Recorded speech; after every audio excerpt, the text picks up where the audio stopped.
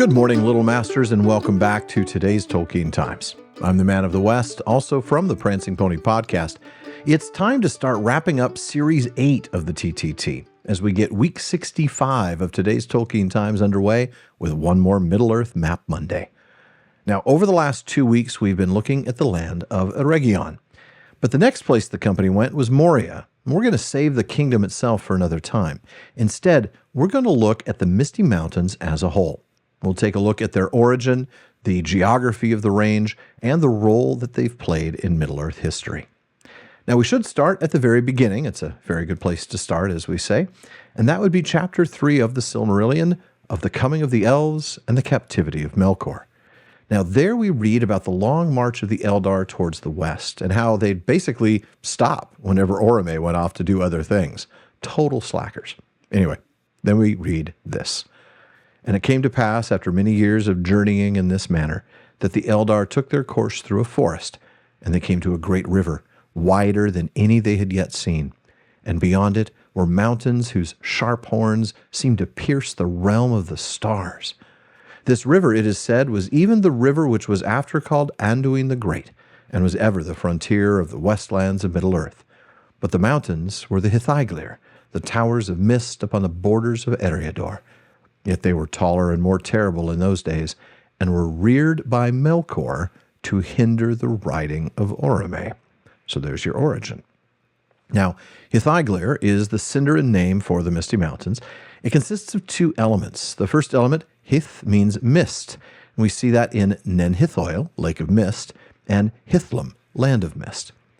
The second element, Eiglir, is a word for mountain range. It is itself, however, a compound of Eig, meaning sharp, and Lir, meaning line, or more literally, line of peaks, line of mountain peaks. Now, the range is huge. It runs 900 miles, or almost 1,500 kilometers, from the north end, where it meets the Grey Mountains and the mountains of Angmar in sort of a T-shape, which probably wouldn't ever happen in real life. I'm not a geologist, but I'm not very familiar with mountain ranges that form the letter T. But it runs that 900 miles all the way to the south end of the range, where it ends at Isengard and the Gap of Rohan. Now, we're never given any actual details about the height of any of the peaks in the Misty Mountains, but we know that they were inspired by the Alps. Let's take a look at letter 306 that Tolkien wrote to his son Michael. There we see that the Hobbit's journey from Rivendell to the other side of the Misty Mountains, including the glissade down the slithering stones into the pine woods, is based on my adventures in 1911. We talked about that back when we talked about Rivendell. Now, for more on that 1911 trip, let's go to John Garth's The Worlds of J.R.R. Tolkien, where we read that Tolkien was 19 and on the verge of going up to Oxford when he and his 17-year-old brother Hilary joined the 1911 Swiss walking tour with their aunt Jane Neve. The party was 12 strong, at some point swelled to 14. Later, Garth says that their journey through this rugged mountainous terrain with heavy packs took more than 3 weeks. Clearly a long-lasting and important experience in Tolkien's life that impacted him greatly, which is why the Misty Mountains were inspired by his trip in the Alps. So, it wouldn't take too much of a stretch of the imagination to consider that the named tall peaks in the Misty Mountains, Mount Gundabad in the north, Mithedras, or the last peak, in the south, and the three mountains of Moria, Caradhras, Silvertine, Cloudy Head, that they were roughly similar heights to the taller peaks of the Alps, maybe 12,000 to 15,000 feet in elevation, 3,600 to 4,500 meters. As Karen Wynne Fonstad points out in her Atlas of Middle-earth, a range that tall, with a north-south orientation of 900 miles, would also block the predominating moist winds from the west. The elevation would have produced the cloudy conditions that not only gave the range its name, but that were more locally important in naming Fnuithal, Cloudy Head, and especially in producing the tremendous thunder battle from which Thorin and company sought shelter. Now, there were only a few passes through the Misty Mountains. We have the High Pass to the east of Rivendell. We have the Redhorn Gate over the slopes of Caradhras, but there's also a pass near the source of the Gladden, and that's referenced in The Ring Goes South. There we read that some of the scouts had climbed the pass at the sources of the Gladden River and had come down into Wilderland. Those same scouts are then said to have returned over the high pass that was called the Redhorn Gate. Now, let's go to the rivers. Lots and lots of rivers had their sources in the Misty Mountains. Again, it's a 900-mile long range, so no surprise. We're going to go north to south, first on the west side of the range. You start with Mithaethel, and then the Bruinen, Saranon, and the Glanduin. Over on the east side, we have a few more. We have the Langwell, the Rushdown, or the Rimdath as it's known, the Gladden, Kellebrant, Nimrodel, Limelight, and Entwash. Finally, the Isen has its source in the southern face of the range. As for history, some very important things have happened in the Misty Mountains. Durin I, eldest of the 7 fathers of the dwarves, awoke under Mount Gundabad.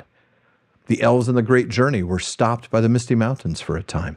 In fact, some of those elves stopped, went south, and never crossed over. Those are the Nandor, a subset of the Teleri that included the Sylvan Elves and the Green Elves, so the Elves of Lorien and the Wood Elves of Mirkwood. The Dwarven Kingdom of Khazad-dûm was in the heart of the Misty Mountains. It was established in the years of the trees, and it lasted thousands of years before Durin's Bane was stirred from slumber and the dwarves had to abandon the realm in Third Age 1981.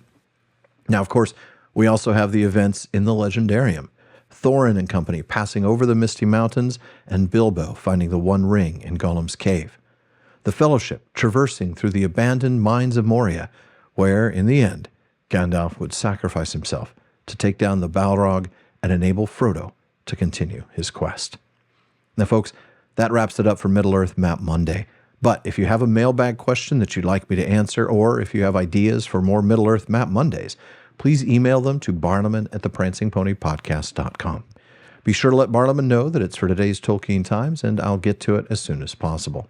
Now, a quick reminder to you all regarding the TTT schedule coming up. This is the last week of Series 8, and as you know, the show goes on a 2-week hiatus between each of the series for planning and writing.